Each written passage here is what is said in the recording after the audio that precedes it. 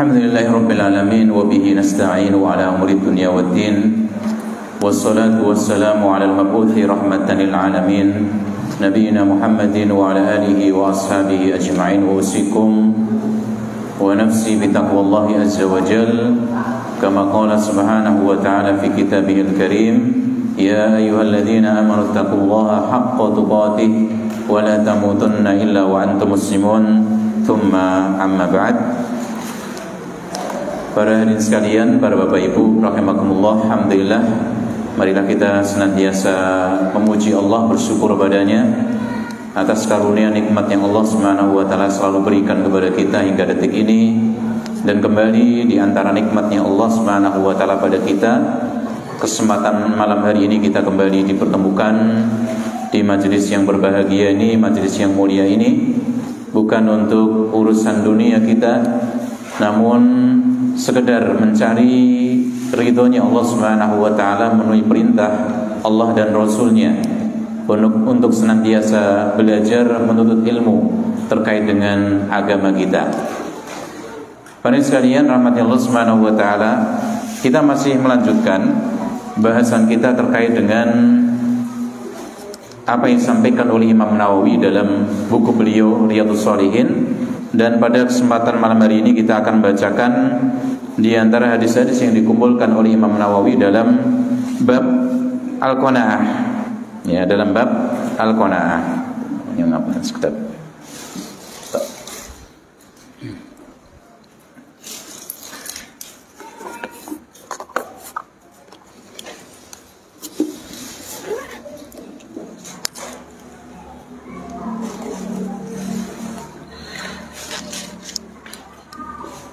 Para bapak sekalian, tentang masalah qanaah, kita sering dalam bahasa Jawa, orang Jawa mengatakan napa Pak?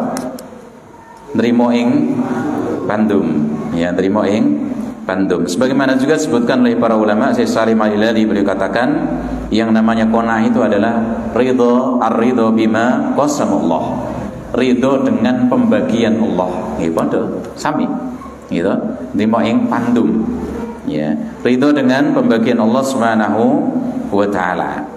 Yang ini kemudian akan melahirkan ya sikap menjaga diri, menjaga kesucian diri dari melongok-longok nikmat yang Allah Subhanahu wa taala berikan pada orang lain.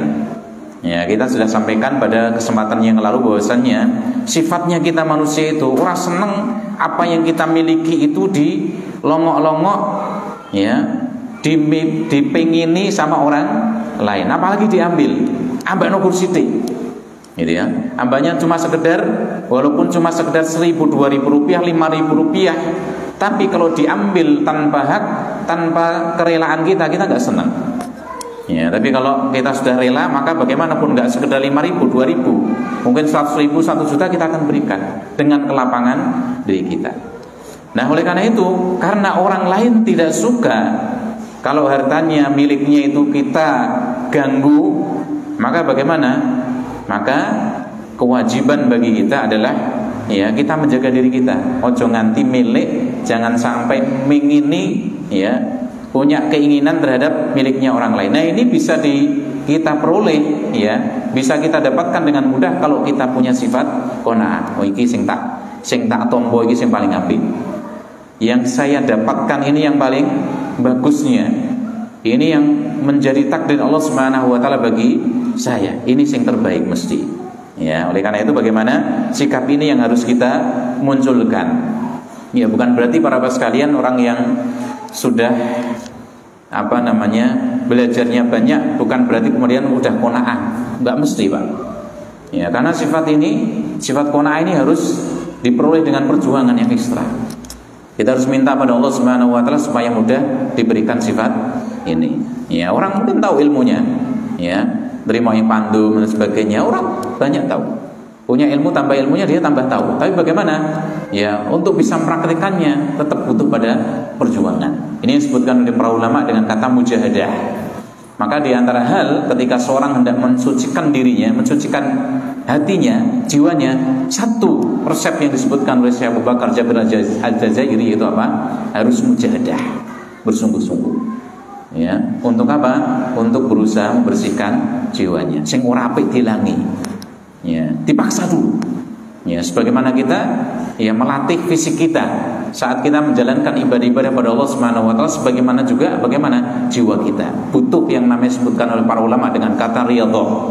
Orang riyadhah itu olahraga, tapi latihan, melatih diri kita. Kalau misalnya masih kurang dermawannya, berarti bagaimana? Dipaksa dulu. Ya, masih malas-malasan dalam menjalankan ketaatan pada Allah Subhanahu wa taala, ya sholat sunnah dan sebagainya, dipaksa dulu pertamanya. Ya ampun. Tapi nanti bagaimana? Setelah lama itu dipaksa, terus akan menjadi kebiasaan kita. Demikian juga jiwa kita.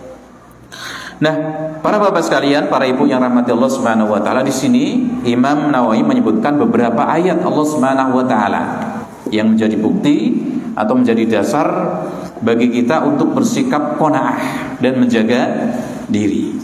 Apa itu? Di antaranya firman Allah Subhanahu wa taala ini sebagai jaminan kagem kula panjenengan sami Bapak Ibu sekalian. Nggih, atosipun kula panjenengan sami dengan membaca ayat-ayat seperti ini, awake dhewe kudu iso luwih tenang dalam berkehidupan. Ya, dengan pembagian Allah Subhanahu wa taala, dengan rezeki yang Allah Subhanahu wa taala berikan pada kita, luwih tenang. Kenapa? Allah yang jamin. Allah katakan, "Wa ma min dabbatin fil ardi illa 'alallahi rizquha." Tidaklah ada binatang yang melata di bumi ini kecuali Allah ya yang menanggung rezeki ini.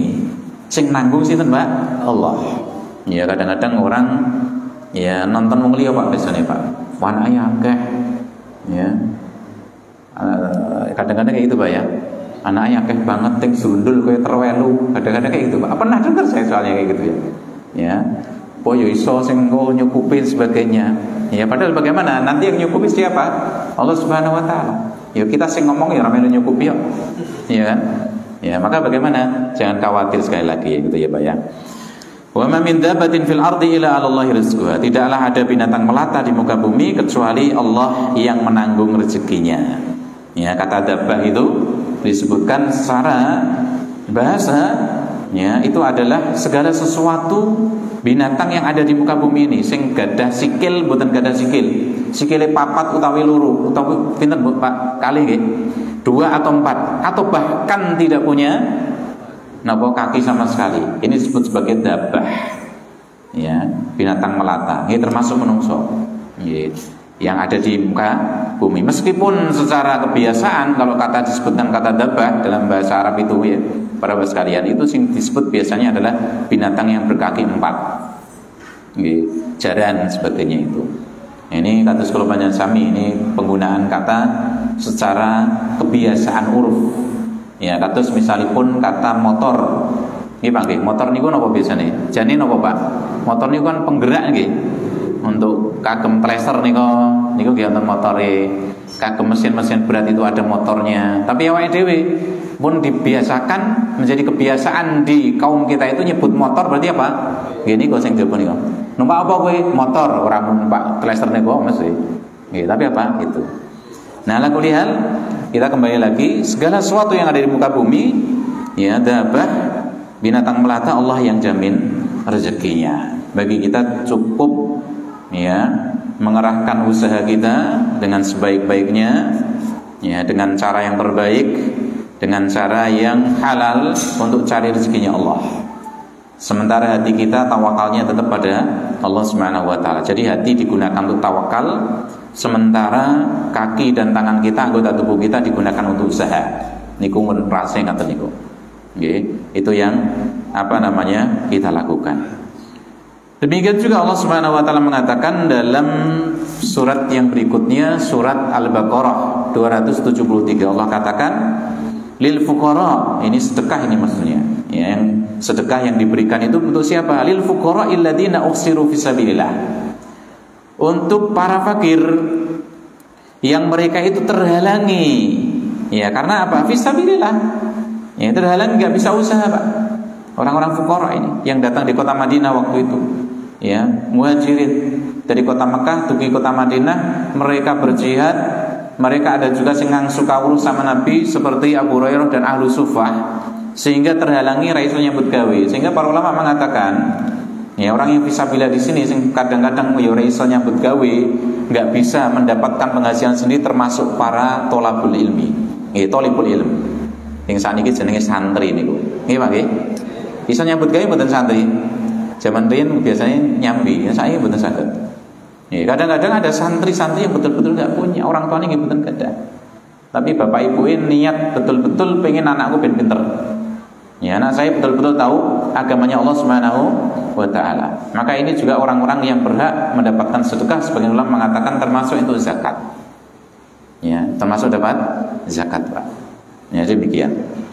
Nah, bagi para fuqara yang mereka itu terhalangi karena mereka itu berjihad fisabilillah, la yastati'una darban fil ardi, mereka tidak bisa berusaha di muka bumi. Ya, enggak bisa usaha yang lain karena fokus tadi berjihad, fokus tholabul ilmi, ya. Yahsabuhumul jahilu agniya, orang-orang sih enggak tahu, ngerti nek orang tadi itu punya. Orang ngerti. Ya, dianggap apa? Dianggap orang duwe, wong duwe.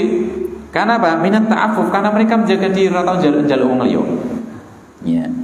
Ta'rifuhum bisimahum, maka kalian itu mengetahui dengan sifat-sifat mereka. La yas'auluna an-nasa ilkhafa. Mereka tidak minta-minta sama orang lain dengan mendesaknya. Ono wong sing njaluk-njaluk maksa banget. Makanya nanti ada juga hadis yang akan disebutkan itu, ada orang yang minta sama orang lain, njaluk karo wong liya, maksa, Pak. Ya. Napa nggih jenenge Pak nggih? Nggih maksa nggih. Jaluke napa istilahnya napa Pak sih? Tempat Jawane napa niku?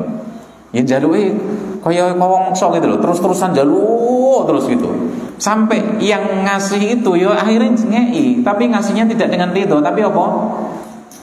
Ya sungkan, waduh timbang jaluk terus tak kene. Sing kayak gitu. Betul, Pak? Kadang-kadang seperti itu. Bolak-balik takoke ngoten nggih. Maka bagaimana dia ngasih? Bukan karena ridho, tapi karena sungkan isin, wah bolak-balik takeh terus sak kayane we. Ya, nanti disebutkan bagaimana ada orang seperti ini yang minta sama Nabi ilkhah ya. Mendesak terus sama Nabi sebenarnya enggak ngasih. Karihan Rasulullah enggak suka. Tapi bagaimana? Ya tadi karena mungkin malu, karena mungkin sungkan. Tapi bagaimana? Apa harta yang didapatkan dari orang tadi sing jaluk dengan maksa tadi? Nggih, orang jenenge napa Pak? Orang duwe isin Pak nggih sing jaluk nggih.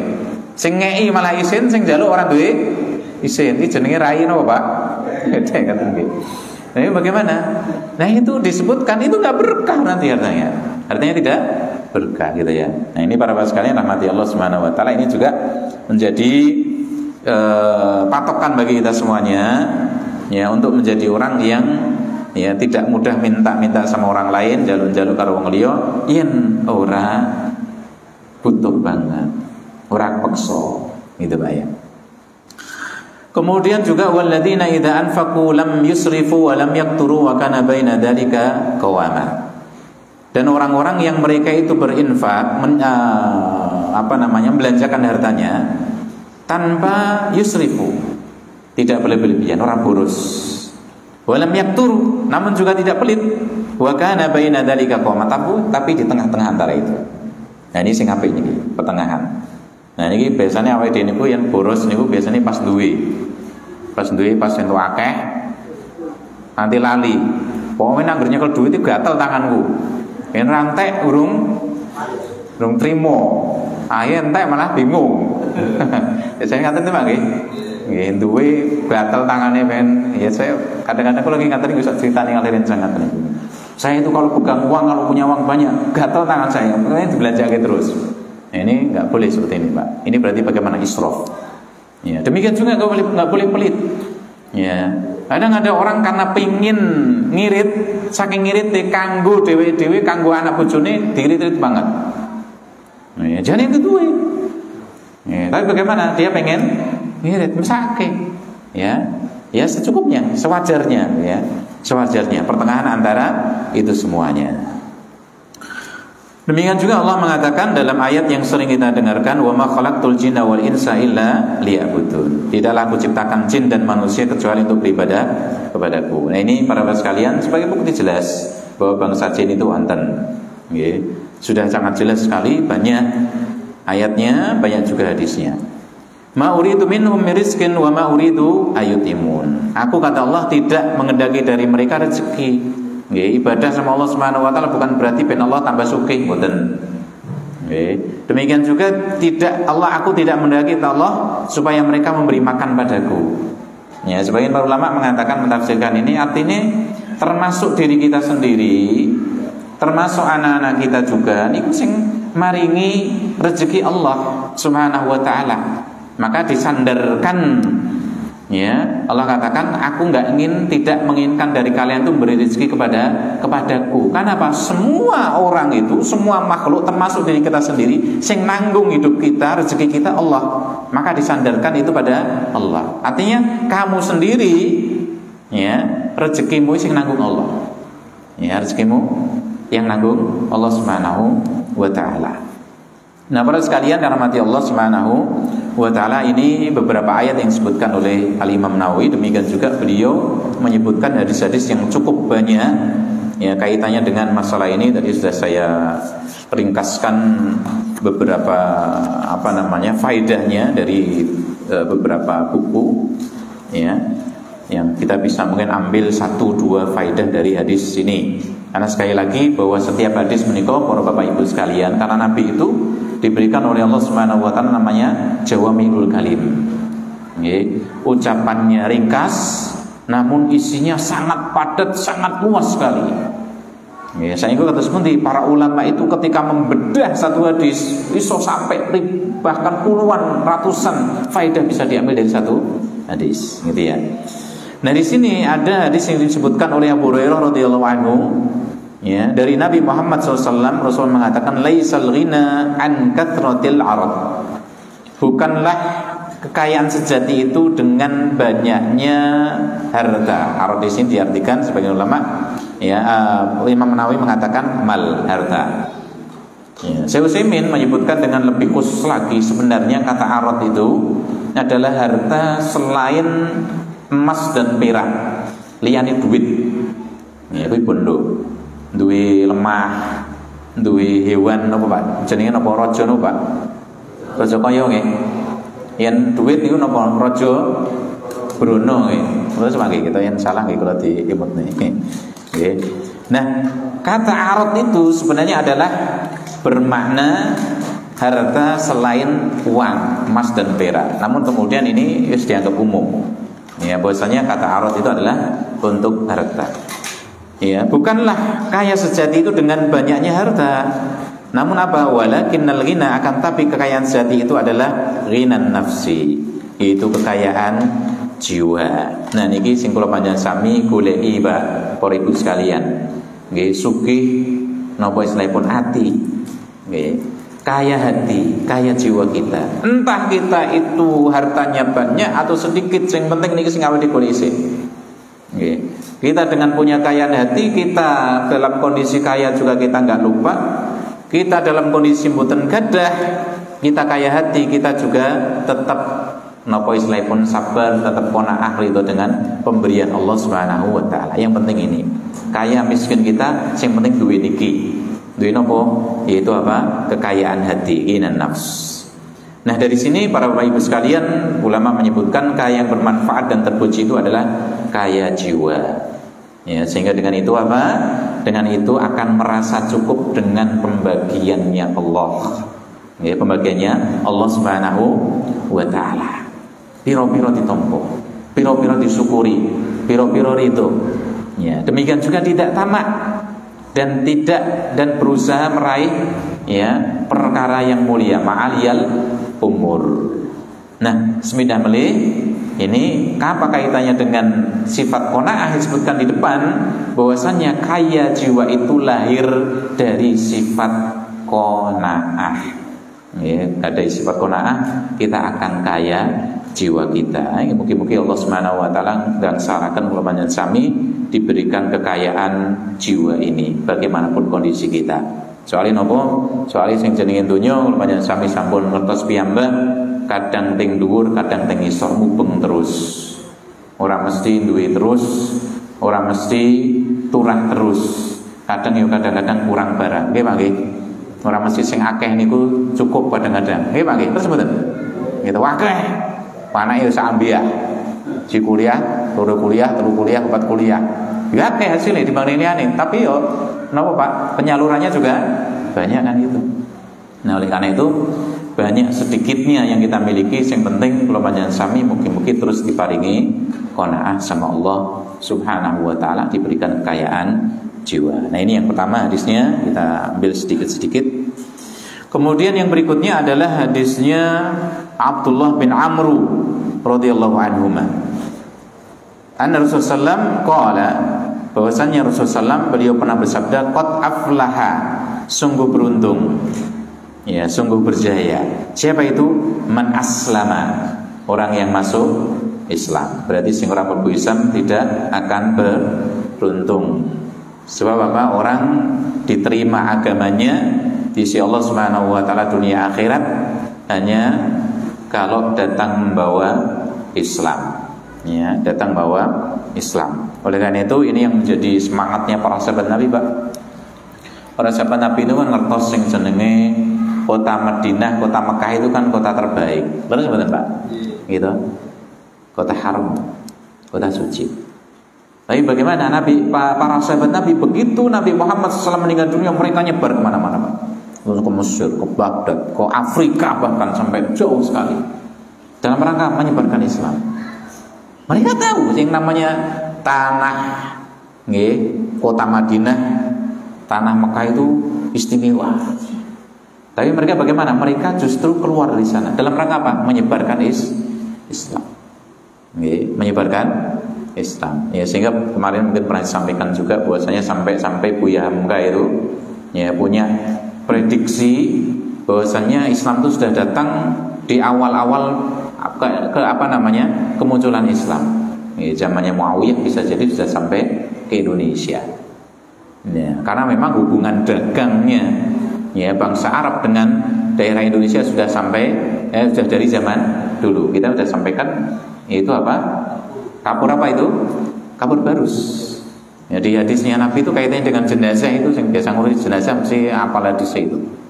Ya, bahwasanya nanti campurannya termasuk yang ketika mandikan jenazah itu dengan apa? Kapur barus dari zaman dulu Pak. Ono nih kuning Indonesia tok, daerah barus itu. Yang saiki wis dibuat sintetik. Ya, zaman dulu cuma ada di sana. Jadi nggak mungkin akan datang kecuali dari Indonesia. Nah, itu perdagangan mesti orang yang datang ke sini dari Arab atau yang dari Indonesia juga ke sana, kan gitu. Nah, sehingga sampai Buya Hamka memprediksi itu sudah ada mungkin yang sampai ke Indonesia dari zaman sahabat Nabi Muhammad sallallahu alaihi. Nah, dalam rangka apa para sahabat kemudian kemana-mana? Dalam rangka supaya orang bisa mengenal Islam. Ya, mengeluarkan mereka dari apa? Kegelapan jahiliyah menuju cahaya terang benderang Islam. Pintu ngerti tentang Islam. Ya, sehingga ada seorang dai itu yang zaman dulu ya belum terlalu lama bahkan dakwah daerah Afrika. Ya, dakwah di daerah Afrika. Kemudian ada seseorang yang dia masuk Islam. Ketika masuk Islam dia nangis sampai. Ya, dia udah masuk Islam, kemudian dia pelajari, sangat indah sekali.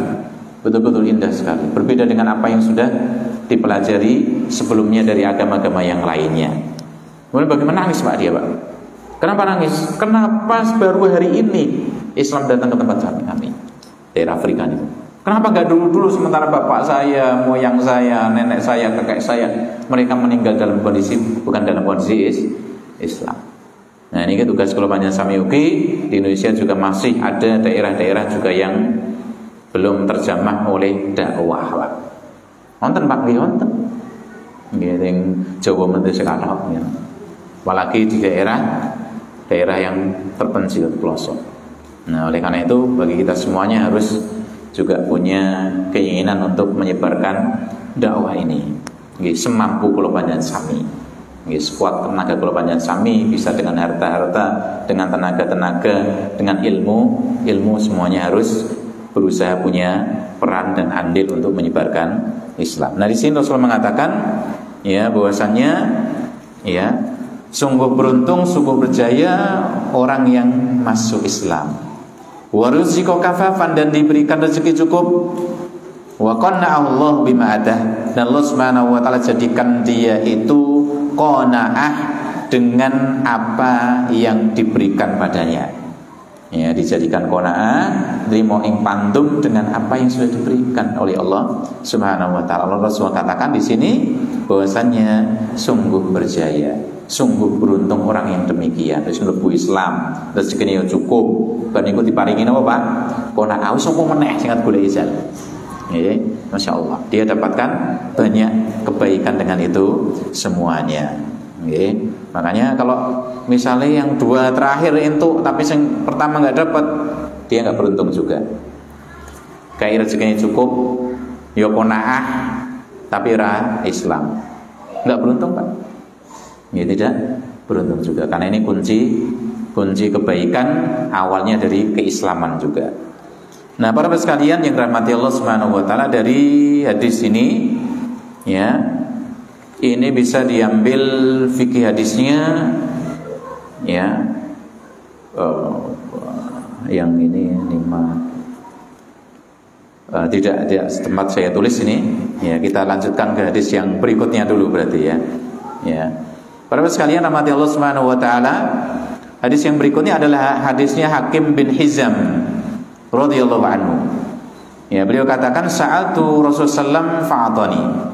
Aku pernah minta pada Rasulullah dan beliau memberikan padaku. Ya, ini diantara faedah hadisnya, Rasulullah itu diminta, Pak. Ada orang minta, kalau beliau punya mesti dikasih. Beliau memberi mesti. Tsumma sa'altuhu, kemudian saya minta lagi. Fa'atani, beliau berikan lagi. Tsumma sa'altuhu fa'atani, kemudian bagaimana? Beliau, aku minta lagi, beliau ngasih lagi. Setiap kali jalui Rasulullah SAW bagaimana? Ngasih, Pak. Tapi kemudian bagaimana beliau katakan kepada Hakim ini tadi, Hakim bin Hizam, sahabatnya, ya Hakim, ya, inna hadal mal khadiratun khulwun. Sungguhnya harta ini khadirah, hijau, ya. Dan juga bagaimana? Manis. Ya, harta itu bagaimana? Di Rasulullah SAW ibaratkan sebuah buah warna hijau nyenengke dan juga manis. Ini harta. Apa selain jenenge, Pak? Disawang nyenengke, dirasane yo lezat. Nah, seperti itu. Nah, ini juga ada sebagian sing menyebutkan ini prinsipnya orang berbisnis. Ya, prinsipnya orang berbisnis. Yaitu apa? Ya dilihat yo nyenengke, dirasake yo penak. Nah, itu di antara prinsip-prinsip orang dalam ya berjual beli demikian ya. Ini harta ini hijau dan manis. Faman akhadahu bisakhawati nafsin burika lahu fi. Barang siapa yang mengambilnya dengan kelapangan jiwanya, maka bagaimana? Akan diberkahi untuknya. Wa man akhadahu bi israfi nafsin lam yubarak lahu fihi. Dan barang siapa yang mengambilnya dengan ketamakan, ya ketamakan jiwa, maka tidak akan diberkahi padanya. Wa kana kalladzi ya'kulu wa la yasba. Ya, perumpamaannya seperti orang yang makan namun tidak pernah kenyang. Ya, ini napa Pak Senipan nggih, tamak nggih berarti nggih. Ya, karena apa? Makan tapi enggak pernah kenyang, pengene makan terus. Kan demikian. Dan itulah dunia. Ya, seperti kalau ibaratnya yang lain, seperti orang minum air apa, Pak? Air laut. Semakin diminum semakin tambah hausnya, orang ngilangi dahaganya. Nah, itu Pak ya. Wal yadul ulya khairum minal yadis sufla.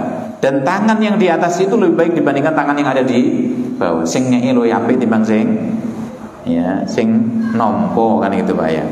Qala Hakim, maka kemudian Hakim mengatakan setelah dinasihati sama Nabi, faqultu ya Rasulullah, wahai Rasulullah, walladzi ba'atsaka bil haqq, demi yang mengutusmu dengan kebenaran, demi Allah, la arzau ahadan ba'daka syai'an hatta ufariqad dunya. Sumpah ini Pak, udah sumpah ini. Ya, dia bersumpah berjanji, saya tidak akan mengambil sesuatu pun ya dari seorang pun setelahmu sampai saya meninggalkan dunia ini, berpisah dari dunia ini. Setelah ini saya nggak akan ngambil lagi sesuatu apapun dari orang lain setelah engkau ya Rasulullah. Masya Allah, ini janjinya Hakim bin Hizam. Nah, kemudian bagaimana Rasulullah meninggal dunia? Ya, dan di zaman Abu Bakar radhiyallahu anhu yatu hakiman, maka kemudian hakim dipanggil nih Pak, karena salah satu dari kaum muslimin yang berhak mendapatkan harta dari Baitul Mal, ya, rampasan perang atau fight dan sebagainya. Ya, liyu'tiyahu al-ata, ya, untuk diberikan, dipanggil sama Abu Bakar hendak diberikan harta dari Baitul Mal, namun bagaimana? Fayaba, dia enggak mau nerima. Ya, ayyaqbala minhu syai'an, enggak mau nerima sama sekali. Ya. Kemudian juga bagaimana? Kemudian Abu Bakar meninggal dunia, digantikan sama Khalifah Umar. Tsumma inna Umar radhiyallahu anhu da'a liyu'tiyahu fa aba ayyaqbalahu. Demikian juga di zamannya Umar ketika merintah sebagai khalifah, di zaman itu lebih lagi harta berbondong-bondong datang kota Madinah. Ya, ada harta fai, ada rampasan perang macam-macam. Ya, banyak sekali. Ya. Kemudian bagaimana? Hakim dipanggil lagi untuk diberikan harta dari Baitul Mal. Ternyata bagaimana? Hakim juga menolak karena sudah janji sama Nabi tadi. Ya. Kemudian Umar mengatakan, ya, ketika hakim menolak, ya ma'syarul muslimin, wahai sekalian kaum muslimin, usyidukum, saya minta persaksian kalian. Ya, ala hakim, terhadap hakim ini. Anni a'ridu alaihi haqqahu alladzi qasamahu Allahu lahu fi hada al-fai. Saya sudah menawarkan padanya haknya, ya, berupa pembagian dari harta fai. Fayaba ayyakhudahu, namun dia menolaknya. Tolong saksikan nanti. Soalnya bagaimana? Jangan sampai nanti di akhirat dituntut sama Allah, loh saya enggak diberikan sama Umar. Nah, udah ada saksinya kaum muslimin. Ya. Falam yarza hakim ahadan minan nasi ba'da Nabi sallallahu alaihi wasallam hatta tufiya. Ya, sama sekali hakim ini tidak mau mengambil sesuatu pun dari orang-orang setelah Rasulullah SAW meninggal dunia. Masya Allah. Ini Pak ya, ini apa namanya, seorang sahabat Nabi mencukupkan diri, ya, tidak mau ngambil lagi sesuatu pun harta setelah, ya, Rasulullah SAW meninggal dunia. Nah, ini apa kisah yang apa namanya, dari sini bisa diambil faedahnya. Yang pertama yaitu besarnya atau agungnya kedermawanan Nabi Muhammad SAW. Ya, Rasulullah SAW ketika diminta beliau akan ngasih kalau beliau SAW punya.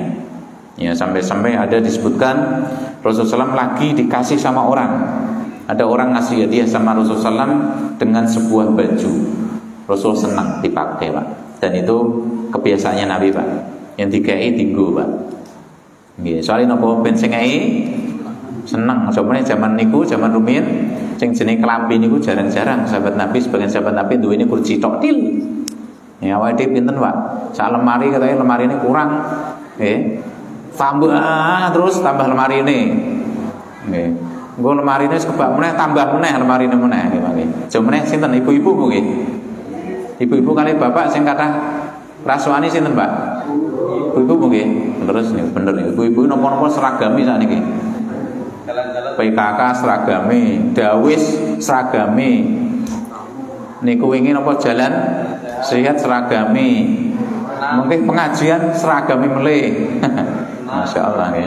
Padahal pengajiannya melu tumut jamaah pengajian putih-putih Pak nggih kadang-kadang nggih. Nggih Pak, terus Pak nggih. Jamaah haji wonten Pak nggih. Nggih to, IPHI wonten seragami meleh. Padahal melune mboten sekedar sak gondro. Rewangan seragam meleh. Jagong seragam meneh, Masya Allah. Tumpruk-tumpruk niki. Zaman Nabi Pak, kursi tok til. Duwe ini ngantos-ngantos dipun sebatan kados putih niku sebagian sahabat Nabi niku punya. Nggih kemarin sudah sebutkan ya. Cuma kain satu tok niku. Nggih bentuke kaya sarung ditalekke tok ning mriki. Tekan ngisor niki. Yen lenggah kados putih ditutupi ngaten niki yen ora kebuka auratnya nanti. Sisi sok niku bayangke awake dhewe masyaallah. Dhuwur ana, ngisor ana, sik dobelan kadang-kadang mungkin lunga jaketan meleh. Sing nganggo rompi meneh, masyaallah. Dobel kathah banget niki. Lah niku dikasih sama Rasulullah kalau dikasih beliau pakai. Ternyata begitu Nabi SAW pakai, ternyata sahabat Nabi yang lain bagaimana? Ada ya Rasulullah kok bajunya bagus, mbok saya dikasihkan ke saya. Kayak Pak. Kayak enak wae terus pun dikatakan kayak mboten. Walah wong sakit nggodhe lho si jaluk ngene iki. Iya sing ayo. Lah, apa ngerti ora ngerti wong seneng wae kok ya. Rasulullah enggak demikian. Makanya kemudian orangnya juga sama Nabi, Rasulullah pulang ke rumah dicopot kayak sama orang tadi. Perut orang lain yang protes malah. Jadi sahabat Nabi yang lain, Nabi itu baru kasih baju Rasulullah seneng kok malah tok jalui piye to karmu ini. Nah, itu ya baik. Ini ala kulli hal besarnya kedermawan Rasulullah SAW dan dermawannya Nabi dalam banyak hal. Tenaga beliau juga dermawan, ilmunya jelas, harta dalam harta juga demikian. Tidak ada satupun termasuk ilmu yang disembunyikan sama Nabi Muhammad SAW. Semua hal yang menjadikan kula panjenengan sami caket dumateng surganipun Allah jelas kabeh. Napa kemawon yang menjadikan orang dekat dengan neraka jelas kabeh ben awake ngatur. Ngoten nggih. Semuanya sudah dijelaskan sehingga Nabi meninggal dunia dalam kondisi malamnya seperti siangnya. Ya, karena apa? Saking terang benderangnya ajaran Islam itu semua mau dijelaskan sama Nabi.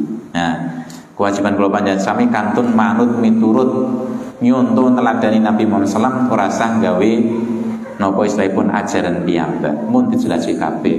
Napa kemawon sing kula panjenengan sami pengin dekat sama Allah Subhanahu wa taala sudah ikuti yang disampaikan sama Nabi.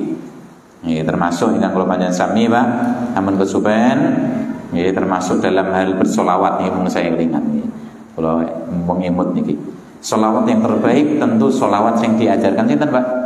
Nabi Pak, tentu. Jangan lupa itu. Karena apa? Rasulullah mengatakan khairul hadi Nabi SAW. Sebaik-baik petunjuknya sinten Pak? Nabi Muhammad SAW. Maka yang diperbanyak kita baca itu solawat yang diajarkan sama Nabi. Solawat apa? Solawat Ibrahimiyah. Napa niku? Selawat yang kita baca saat kita tahiyat, Pak. Niku sing diperbanyak. Yang nanti akan apa hasilnya? Orang dimudahkan ya cukupi kebutuhannya sama Allah. Ya, kemudian diampuni dosanya sebagaimana disebutkan dalam hadis Nabi Muhammad SAW. Niki, Pak. Ini yang terbanyak. Ya, boleh selawat yang boleh. Selawat yang selain diajarkan sama Nabi boleh, Pak. Selama di sana tidak ada unsur-unsur kesyirikannya. Ya. Dan yang terpenting bagaimana? Jangan kemudian dipatok, oh iki miyen maca selawat sing iki yang enggak diajarkan sama Nabi tadi. Yen dimaca kaya ngene, ping 1000 iso entuk kaya ngene. Ini butuh dalil. Ini butuh dalil. Maka kita kembali saja cukup kepada selawat yang diajarkan oleh Nabi Muhammad sallallahu alaihi wasallam itu sepindah pelih sing paling terbaik. Ya, nanti kalau ditanya sama Allah, sapa sing ngajari kuwi? Nabi. Ya, jelas. Kemudian ya beliau SAW dermawannya sangat agung, ngasih memberi tidak takut fakir. Ya napa melih wingi sampun kula aturaken, apalagi kalau orang baru mau masuk apa Pak? Islam atau masuk Islam baru saja. Yang disebut dengan siapa Pak? Mu'alaf. Niku justru bagaimana? Justru sama Nabi Muhammad dikasih harta, ambakno wong sugih. Walaupun orangnya sudah kaya Pak. Tapi kalau masih dia mu'alaf, artinya masih lemah dalam keimanan kepada Allah, dikasih harta sama Nabi. Ya, kepala suku itu kepala kabilah mesti wong sugih zaman biyen, Pak. Ya, zaman Nabi itu yang namanya kepala kabilah itu disebutkan bagaimana dalam syair-syairnya itu. Nggih, sing jenenge napa niki jenenge? Langit-langit rumahnya dhuwur. Soalnya nopo ombo mesti ki nopo tamu, Pak. Perapiannya di belakang di rumah itu sing nopo datik geni Pak, zaman ini datik geni Pak. Terus mangke ke masak niku napa jenenge Pak? Pawon ombo. Kayune ora tau leren ngurupe. Sopo nopo? Jamu tamu. Yen sugih piye jamu tamu Pak, utang rono. Maka bagaimana Ustaz? Namun begitu dia mau masuk Islam, baru awal-awal sama Nabi Muhammad SAW dikasih kambing 1 lembah. Ya, dikasih kambing 1 lembah. Seneng mboten? Seneng Pak, wong sugih niku ambane wong sugih, dikei duit wong liya, purun ditampa napa mboten Pak ngeten-ngeten Pak. Jangan tampi mboten Pak ngeten-ngeten. Jangan wis duit 1 juta tiba-tiba wonten kancane jenengan dugi wonten griya ngei jenengan, Mas, aku mbene kancamu iki tak kei aku mau lagi akeh rezeki lho, tak kei 5 juta. Jangan tampa mboten ngeten-ngeten. Ora asah kok mboten mungkin. Tampa mesti. Gitu Pak. Nggih. Seneng Pak. Monggo niku watahe dhewe yo. Nggih. Lha sebutan Bu. Nggih to. Nah, wonten nanti kula ceritain mriki to nggih. Seneng awake dhewe wonten kanca suwe SD teko to. Ngek opo tiba-tiba ora tau suwe ra ketemu teko kene ngek dhuwit 1 juta to. Seneng banget aku. Tapi bareng iku didodok mulai jebule kleru. Nah, ten nggih wah ya wis kasep iki belanja dan ini. Nah, ini bagaimana dikasihkan? Ya, satu lembah kambing tadi. Ini menunjukkan bagaimana orang yang masih lemah imannya, lagi mu'alaf, bagaimana justru dia dapat harta sedekah, harta zakat.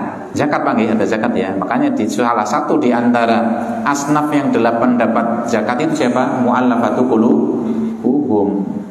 Nggih, mboten malah bagaimana? Sebagaimana saya sampaikan kemarin, orang malah lagi mu'alaf bar niku proposal jaluk ngendi-ngendi teko terus.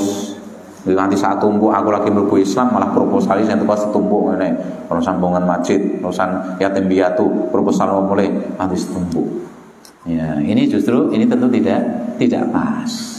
Ini tidak pas karena dia masih lemah imannya, butuh dikuatkan.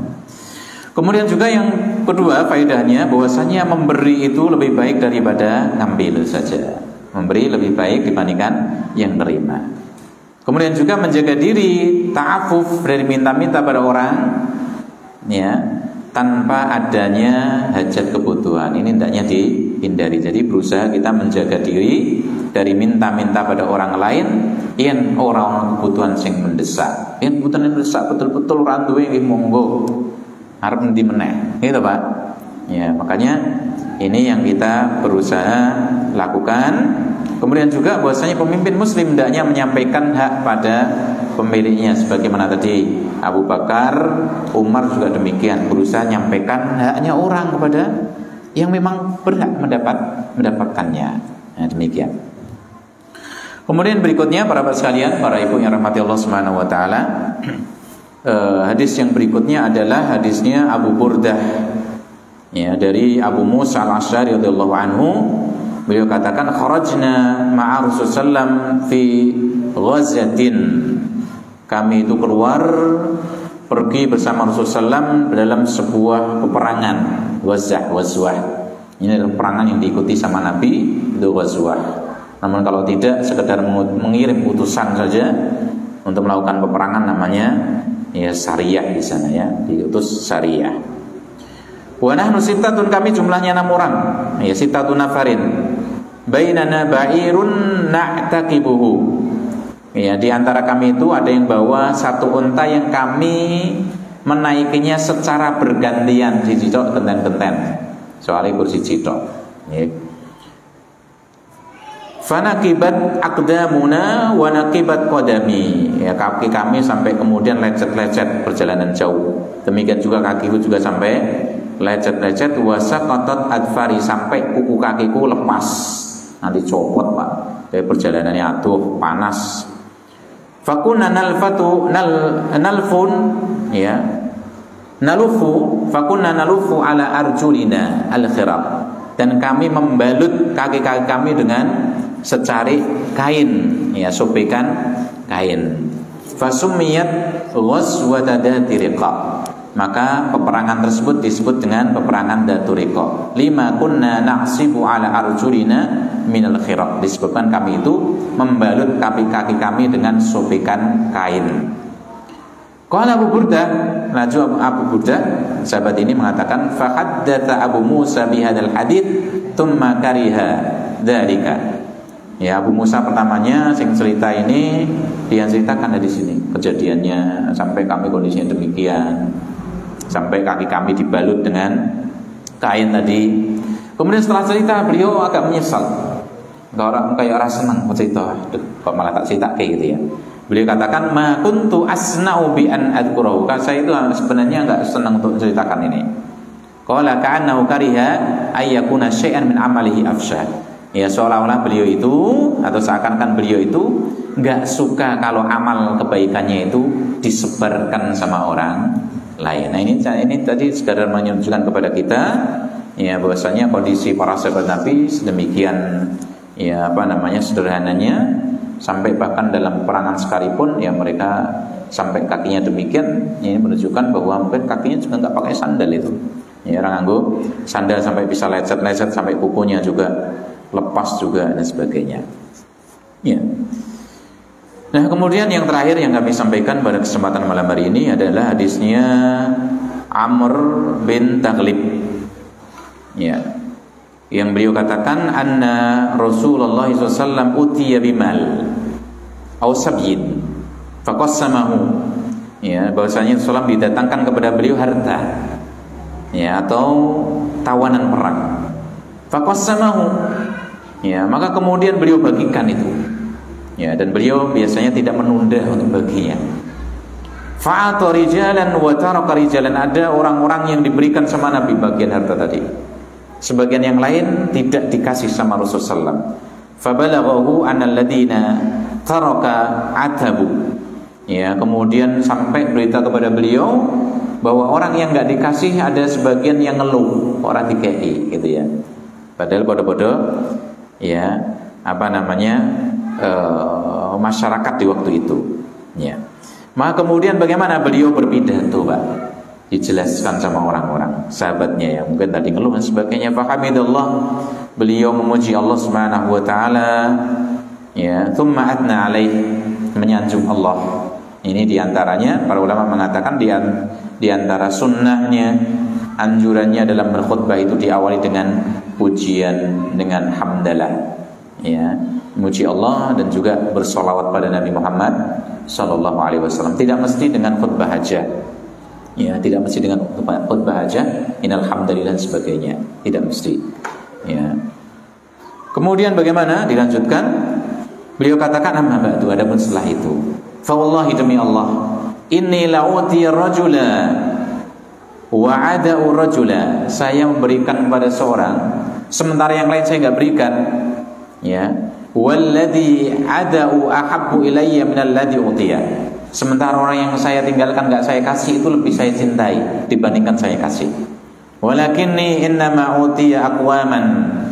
Dan sungguhnya akan tetapi aku ini hanyalah memberikan kepada beberapa kelompok orang, lima arafi qulubi, yang saya lihat dalam hatinya itu minal jazai wal hala, ada keluh kesah, ya, ada apa namanya, ya, kegelisahan dan sebagainya, maka sama Nabi dikasih. Ya.